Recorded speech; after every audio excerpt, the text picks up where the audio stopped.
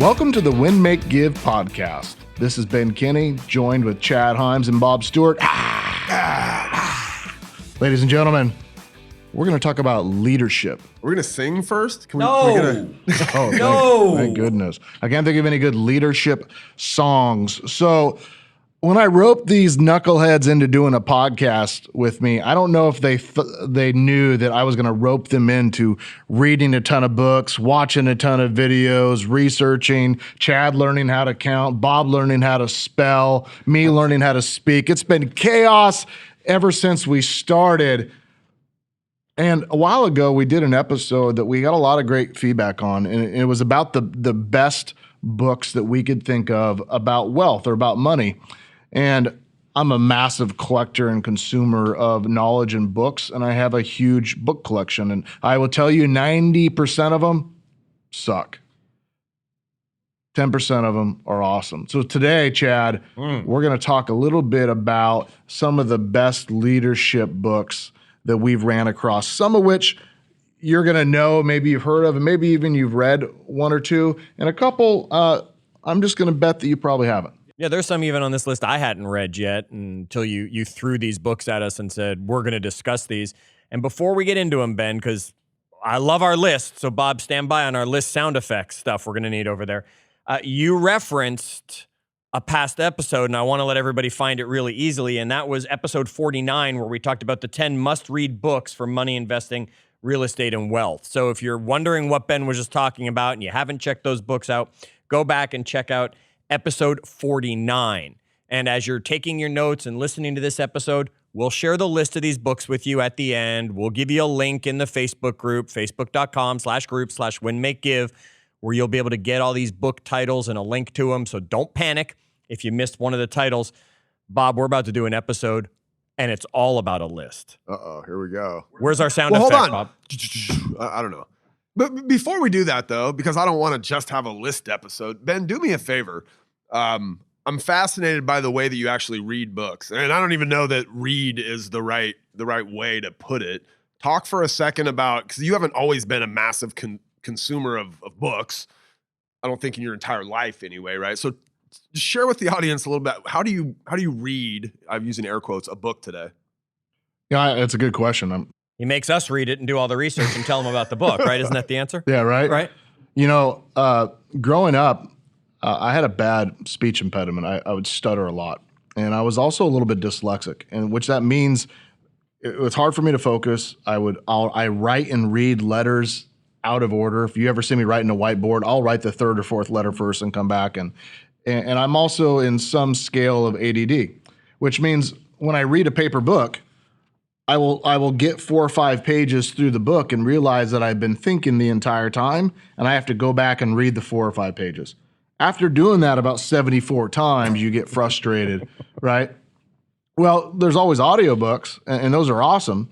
But I start listening to an audiobook, and then I walk by the fridge. I'm like, oh, grapes, right? And then I start eating some grapes. I'm like, oh, these grapes are good, right? And then I'm like 4 more minutes into the book. I'm like, got to go back. At least you picked a healthy snack.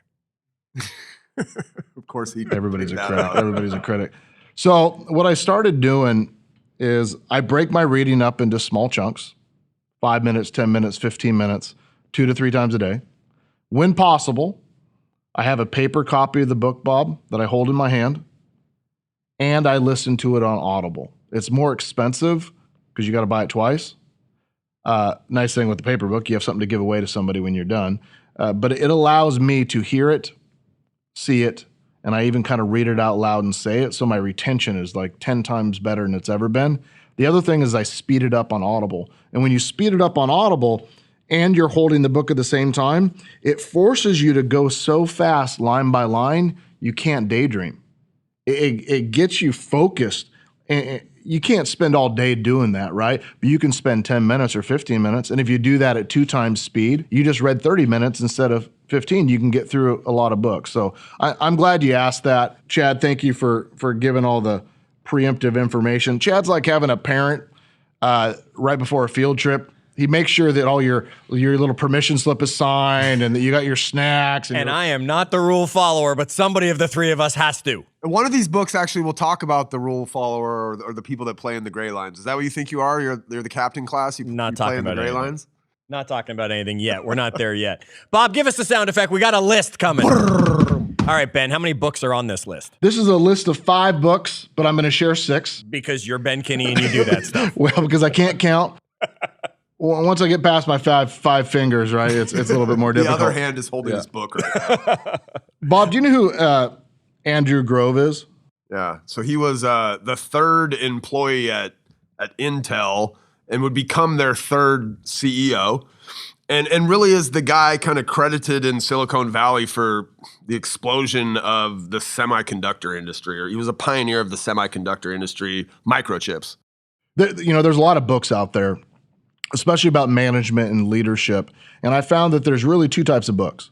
There's books written by leaders who lead stuff, and there's books written by people who want to write about leadership stuff. And Andrew led one of the biggest technology companies in the world, right? And he wrote a book called High Output Management. The foreword was written by Ben Horowitz, which will mean something to you guys in a little bit, because Bob's going to tell you a little bit of history about who Ben actually is. But I want to read you a part of High Output Management. So this is the foreword. So it's not actually Andrew writing it, but it's a conversation between somebody and Andrew. And it says, many years after reading High Output Management, I met Andy for the first time. Upon seeing him, I was so excited that I immediately blurted out how much I loved the book. In classic Andy Grove style, he shot back, "Why?" I did not expect that. I thought that he would say thank you or I appreciate that, but not why. But that was Andy. He was always teaching and always expecting more from every student. Caught completely off guard, I scrambled for the reason and came across a good one. I said to Andy, every other management book that I've read explains the trivial, but yours gets to real answers. Upon hearing that, the master teacher, Andy, of course, softened and replied with this priceless story. It's funny you say that about management books. I recently ran out of space on my bookshelf at home, so I was faced with a choice. Either I had to throw away some books or buy a bigger house. Well, that was an easy decision, but which books to throw out? Then I thought, the management books, but I had a problem. Nearly every management book that I had received was sent to me by the author and was autographed with a kind inscription.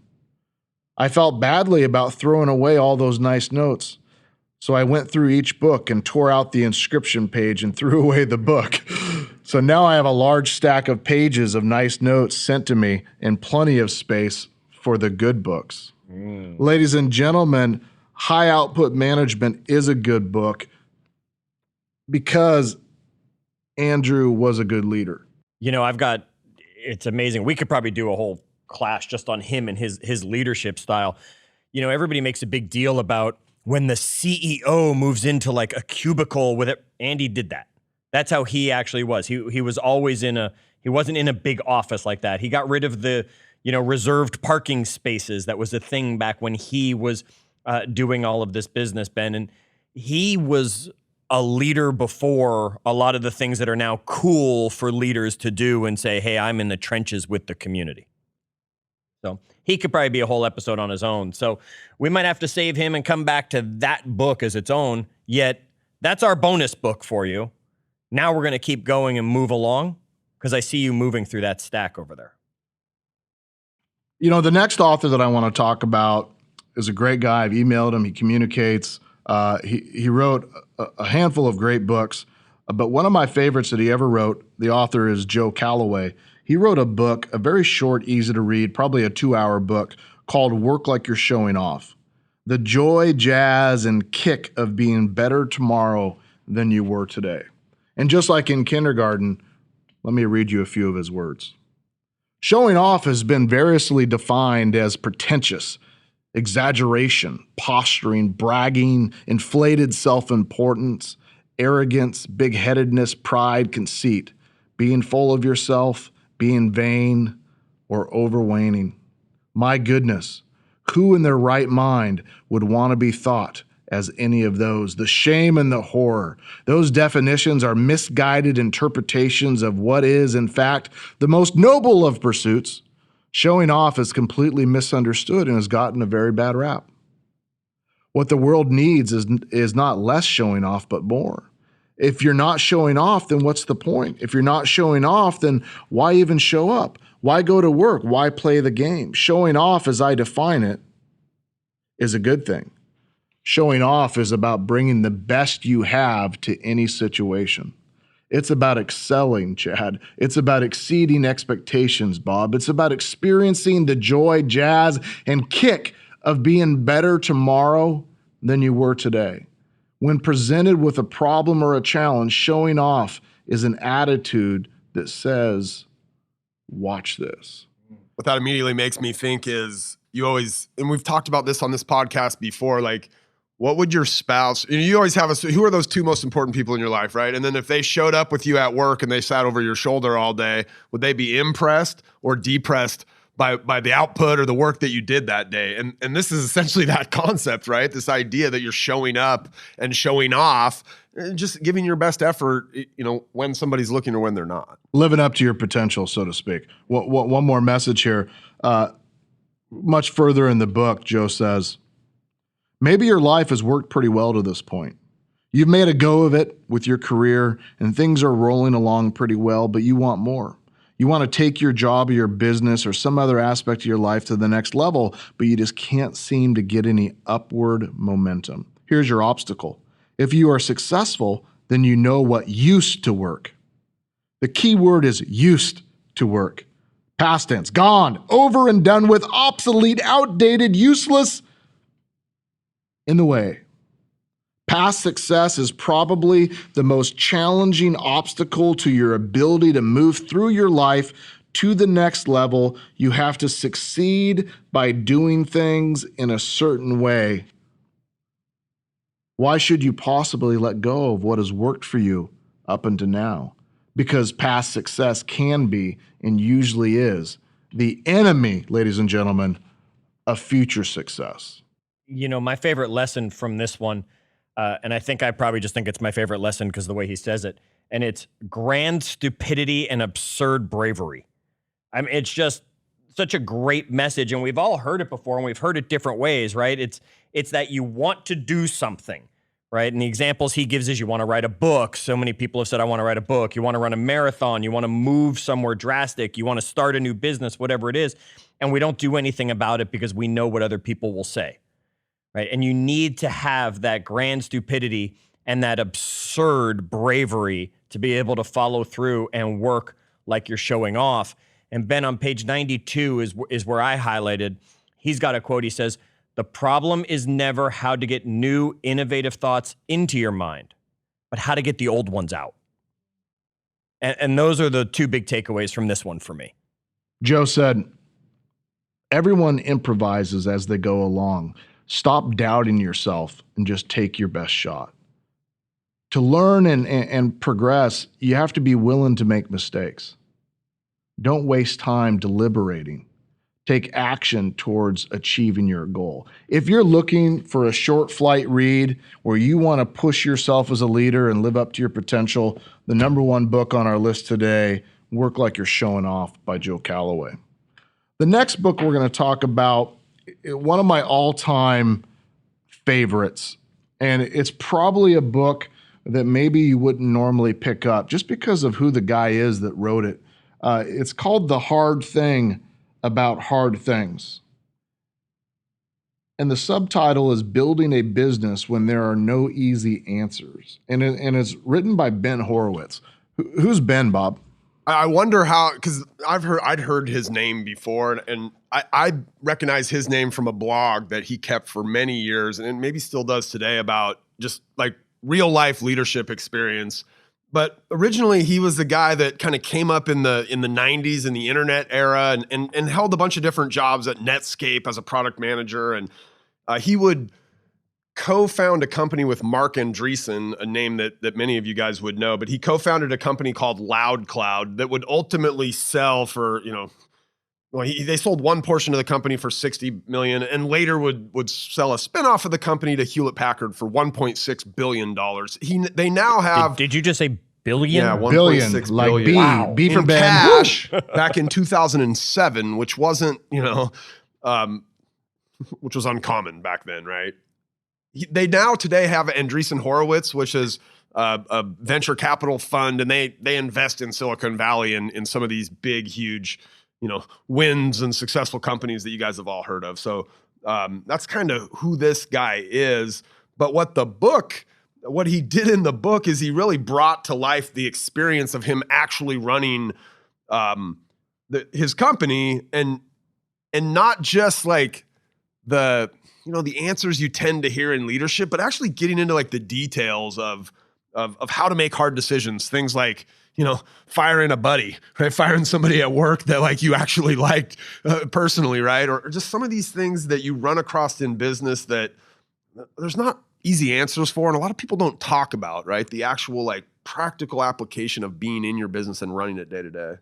Yeah, like the tough things that they don't teach you in business school and you don't really learn or even think about until you're put in that position. Like, what happens if you have to lay somebody off?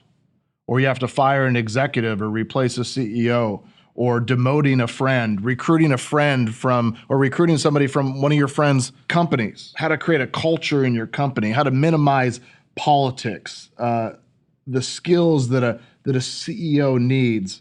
Answering the tough questions is what the Hard Things About Hard Things books does. And it's one of the books that I pick up time and time again, and I revisit and I reread, and I highly recommend. There's a concept that he talked about in there that was something that they kind of put in place at their company, which is to basically ask the question, what am I not doing? So like, as an individual in this role, what am I not doing? As a company, and we're servicing our clients, what are we not doing? And it became a theme throughout this big business that they built, that they would ask this question over and over and over again to kind of refine and make sure they were in tune with their customers, with their employees, and we're building a good culture by figuring out what are we not doing that we could be. Yeah, I got some quotes from this one. You guys have given great summary to it. Ben says in the book, not our Ben Horowitz here, says, perhaps the most important thing I learned as an entrepreneur was to focus on what I needed to get right and stop worrying about all the things I did wrong or might do wrong. And boy, don't we spend all our time there. And then to everybody out there, please listen to this one that came from the book for me. You've heard something like this before. There are no silver bullets that are going to fix that. No, we're going to have to use a lot of lead bullets, right? Everyone's always looking for that silver bullet, that magic solution that's out there. No, get yourself an automatic weapon and hold that trigger and just keep firing. You'll hit the target. It'll work.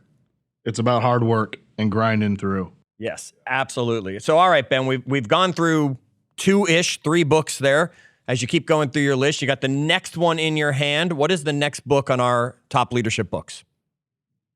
Probably the one that you guys have heard of or read or had or own or whatever the case may be. And it's the one I refer everybody to when they're starting about leadership from this author. Yeah. This author says, my belief that everything rises and falls on leadership solidified in 1976, and it set me on a leadership journey that I'm still traveling to this day. I began the journey by asking questions. How do you define leadership? What is a leader? How does leadership work? Unfortunately, people's usual answers to those questions are not very helpful. Some people identify leadership with obtaining a leadership position, but I've known bad leaders who had good positions and good leaders who had no position at all. Haven't you? Other people say of leadership, I can't describe it, but I know it when I see it. Well, that may be true. It doesn't help anyone learn how to lead. The conclusion I came to early on is that leadership is simply influence. Who am I talking about, Chad? It's John Maxwell. John Maxwell. Written more more leadership books than anybody. He has 4,700 different laws about leadership. That's right. But each book is good. Yes. But if I had to pick one of them, and it wasn't the 21 irrefutable my laws of other one, leadership, it'd be the 5 levels of leadership. Absolutely. Ladies and gentlemen. Let's lay out those 5 levels of leadership for everybody, because we know half the reason they're listening to the podcast is they know we've done the research and they don't have to read the book. What's the base? He puts it in a triangle, which means I like him You love already it. because I put everything in triangles or pie shapes. At the base of the triangle, Position. Right. That means people are leaders because they have the job title. Yep. They got the business card, right? They own the company, but it doesn't mean they're real leaders. Not at all. No. What's the next one? Level 2 is permission leadership. So now we've got a relationship being formed. Now I'm allowing you to lead me. I'm wanting you to lead me. We have that relationship that I'm willing to follow you. And you have to progress through the levels of leadership if you want to get to become that better leader or to take your organization to the highest level. And if you're successful in progressing up another level, you'd end up at level 3, which is production, right? And that's what have you actually done? So I don't care if you're the greatest leader in the world. If you're standing in the back at the army and just saying charge, I'm probably not charging. Let me know that you were a great warrior that now has earned the right to lead me. Let me know you were a great salesperson that I want to follow. because you have credibility because you've done the job. Yes. You've made the calls, you've sold the things, you've dealt with the customers, you've built the box, you've done all the things, right? Yep. Because of that, you have production level leadership, you have credibility. Now, the goal is we want to continue to move up, and level 4 would be what? It's people development.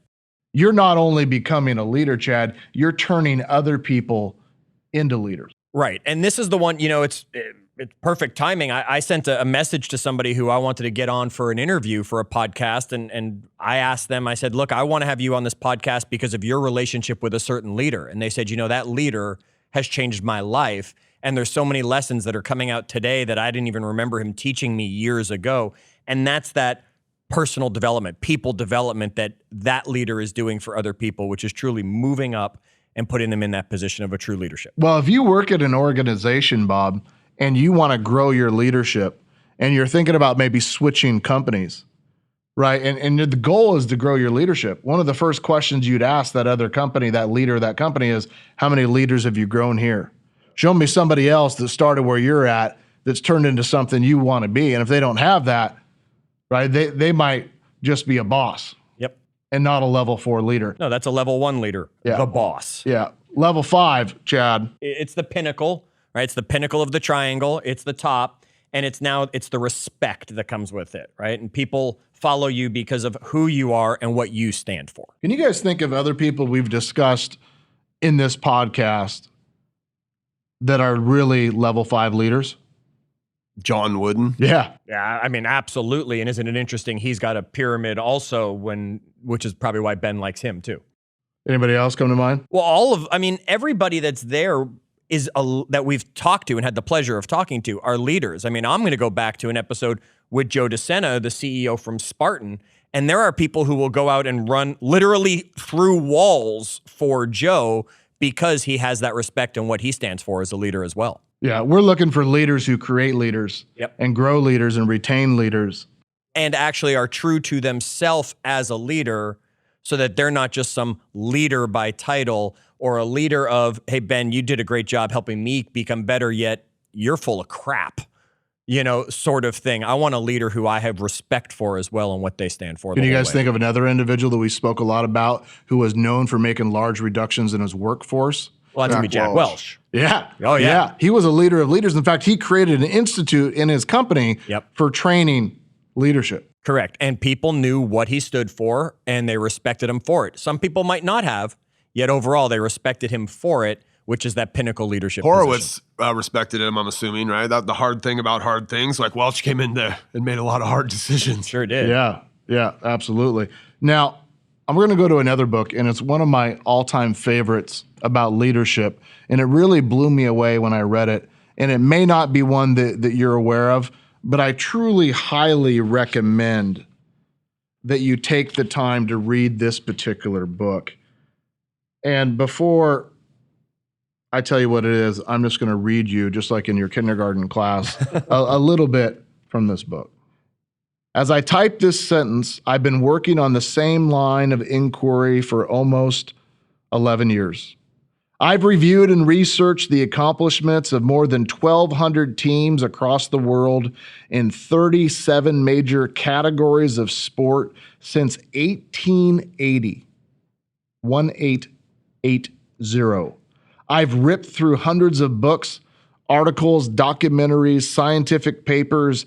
I've tracked down interview subjects in Auckland, one of my favorite places, Barcelona, Boston, Chicago, Havana, London, Los Angeles, Madrid, Melbourne, Montreal, Moscow, New York, Paris, Perth, Rio de Janeiro, and dozens of sleepy hamlets in between. When I started out, I never expected to reach one conclusion. I assumed the fingerprints of these elite units would have many of the same whorls and ridges, yet no perfected match. In the end, I was shocked to discover that the world's most extraordinary sports teams didn't have many propulsive traits in common. They had exactly one, and it was something I hadn't anticipated. The captain class is a culmination of a lifetime of watching sports, 2 decades of spending time in orbit of world-class teams, and my own lengthy investigation into what drives the dynamics behind a surpassing collective effort. It's not the story of one team's triumph, although there are many triumphs recounted here. It's not a biography of one star coach, although many legendary figures will be discussed.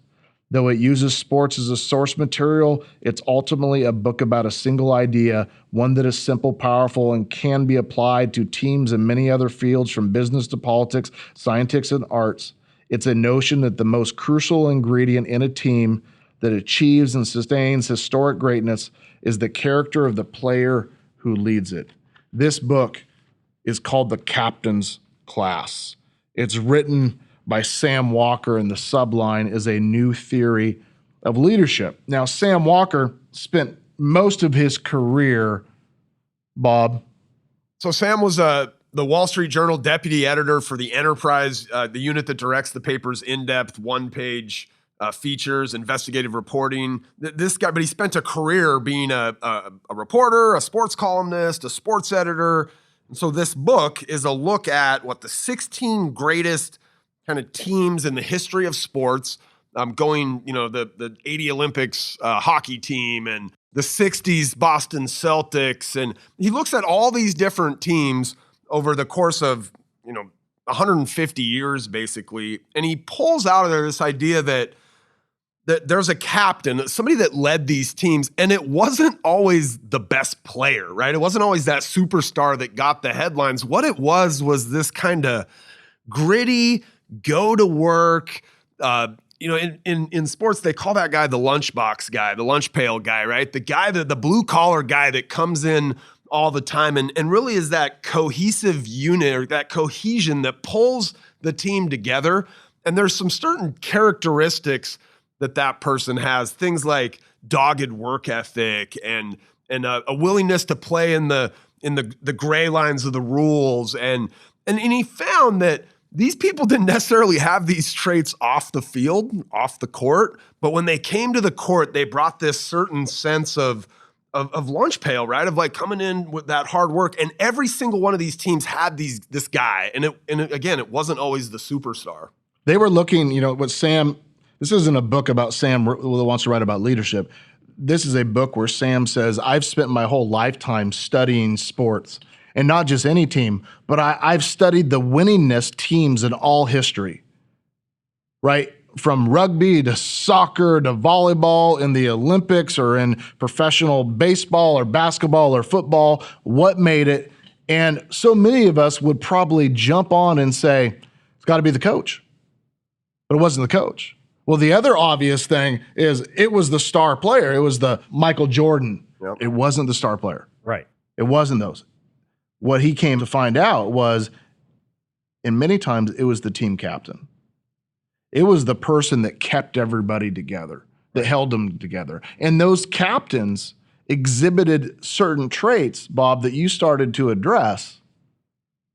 Things like the willingness to carry the other players' bags. Well, here's the thing, Ben. I mean, a lot of people have seen the movie Miracle, or maybe at least know the story of the Miracle on Ice team, the 1980 USA Olympic team. And Mike Eruzione was the captain of the team, yet he wasn't the best player on the team. Not at all. Yet he was the heart of the team. You know, one of the quotes from the book here that Sam shares is he says, group of individuals who are unremarkable alone, but together, potent, magical. Yeah. They didn't necessarily want the spotlight. Right. And many times they avoided it. Right. They didn't want to do the interviews. They let somebody else on the team do that. They weren't the leader in the traditional sense. They weren't the loudest and most obnoxious. Many times they didn't yell at all. All they did was give a player a look. Yeah. And that look was, I got it, right? It was the person that was leading that really nobody thought of. But it was that person that created wins year after year and season after season. Quote, the most crucial ingredient in a team that achieves and sustains historic greatness is the character of the player who leads it. Close quote. I'll give you really quick the 7 traits, by the way, because I think they're like they don't need much explanation. Extreme doggedness and focus in competition, aggressive play that tests the limits of the rules, a willingness to do thankless jobs in the shadows, a low-key, practical, and democratic communication style, motivates others with passionate, nonverbal displays, strong convictions and the courage to stand apart, and an ironclad emotional control. These guys Tim Duncan never lost his cool. You never saw that guy one time, even when they lost in a buzzer beater, right? And all of these captains from these different 16 teams displayed those same 7 characteristics. This has just become my favorite leadership book of all time, and I'm going to tell you why right here and right now. One, it's got you reading a book, Ben, sports related. That is a win. And Bob, you just gave us a list from the book. I mean, this has just become my favorite leadership book of all time. Yeah, you know, this book shook me because in the world of dodgeball, these leaders would not be chosen. You know, most people probably wouldn't draft us. Yeah. If we were looking at us on a lineup, they would pick the guy or gal that was pretty and tall and skinny and well organized and dressed good and used the big worders, you know, and was a little bit charming and had the charisma and was outgoing.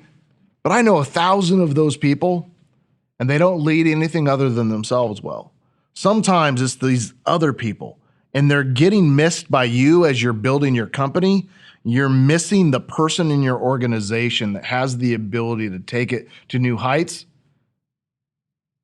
because you're looking for the wrong thing. Yeah. And if you can dodge a wrench, you can dodge a ball. And if you know the movie, you got the reference. All right, Ben, keep us going. What's the last book on the list? You know, I say this individual's name often because I respect them. I mean, I respect all of these people. I've had conversations with Joe Calloway. I've invited Sam Walker out to our area to speak to people. This next individual, I had him speak at our annual company event because I trust what he has to say so much. This person said, most organizations that stay the same get left behind, particularly those that refuse to reinvent themselves on the other side of a recession. To move forward, change is required. Finding a way to help employees through the change is a key to building consensus toward the vision. This individual wrote a book called Engaged Leadership, and we've interviewed him on our podcast already, Mr. Clint Swindoll. I highly recommend Engaged Leadership. The subline is building a culture to overcome employee disengagement. Chad, tell us a little bit more about the book. Yeah, I'd love to. And I'm going to do my field trip report too before this and tell everybody that we did have the opportunity for you and Clint to sit down in an interview. It's back in episode 21. Now, it's not about the book, so you'll get other amazing information that the two of you talked about. Yet in this book, I like it very much because I'm a big fan of fables. I just think they're a great way to learn. And Clint writes this book. It's a fable for the first 2/3 of the book. And then the last third of the book, he actually gives you like the practical application for those people who don't like the business fables as they power through it. And the two main things that come from this book for me are, one of the things Clint talks about, and I don't have the numbers in front of me, is what he calls the engagement challenge in an organization. And you're going to have, and it's somewhere around 20% of 26% was the top side. Thank you. Yeah. Of people who are called oh yeahs, right? Those are the people that you know are going to run through that wall for you. How does Clint say it? Oh yeah. Exactly, right? Then you've got the people, Bob, help me with the number. It's about 50%, right? In the middle group there. And that's those people who are just called okays. Okay. Right, exactly. And then you've got, Bob, whatever the math is, finish it up for me. 24, yeah. All right, 24% are actively disengaged, or we call those the oh no's. How does Clint say it? Oh no. I love how he does it though, because he's like, you show up to them and you're like, hey, this is what we're gonna do today. And they're like, oh yeah, let's do it, right? Or okay. Or, oh no. And you guys all, if you lead people, you could look around right now and probably figure out who's your oh yeah, who's your okay, and who's your oh no, right? Well, there's four of us in the room. So what that means is one of us right now is the okay, the oh yeah, two are the okays, and one's the oh no. And I got to figure it's Dave over there is the oh no, because we're still talking. Yeah, right? He's like, oh no, Dave they're going is on definitely still. Right? Oh no. He's got to clean up our messes. No, we have to do another one of these. Yeah. So Right? so Clint talks about that and making sure you know, and you lean into those oh yeahs as the people who are going to bring your organization along. Bob, you always had a title, evangelist was your title at a past company, because you were that oh yeah, you were that guy who brought that. The other thing Clint talks about is the engaged leadership model, which he breaks down to 4 pieces, and I won't get into them in detail. There's the organizational model, there's the directional leadership piece of the model, and there's the motivational piece of the model. But it's the 4th piece that matters the most, in my opinion, Ben, and that's that middle piece of the puzzle. And if you looked at the image, you'd like it because it's a triangle. Yet the middle piece of the puzzle is that character core. And I think it's interesting that the last 3 books we mentioned, those were all things that were pieces of that leadership. Yeah. Right? Clint's talking the character core. You just talked about it's the character of the captain. We just talked about level 5 leadership in John's book talks about having that character that people respect within you. So let's re-summarize the 6 books that make up our 5-book list. Ladies and gentlemen, High Output Management by Andrew Grove, remember, CEO of Intel. Work Like You're Showing Off by our friend Joe Calloway. Highly, highly recommend it. The business legend Ben Horowitz, who wrote The Hard Thing About Hard Things. The book that should be on everybody's shelf, The 5 Levels of Leadership by John Maxwell. And then Captain's Class by Sam Walker. A New Theory of Leadership. Finally, our friend Clint Swindoll, who wrote the business book and fable, Engaged Leadership. We hope that you check them out, you read them, you let us know if you like them. Jump into our Facebook group, Chad, which is Facebook.com/group/win-make-give. Let us know if you've read them, what you think of them. Give us some ideas and subjects and things you want to talk about in the future. We'd love to see you. Give us a review, give us a rating, join our community. We really appreciate everything that you guys and gals have all done with us and for us over the year. And stay engaged with us as well as you stay engaged as a leader. And remember to subscribe. Make sure you're getting the podcast sent to you as we keep dropping new episodes.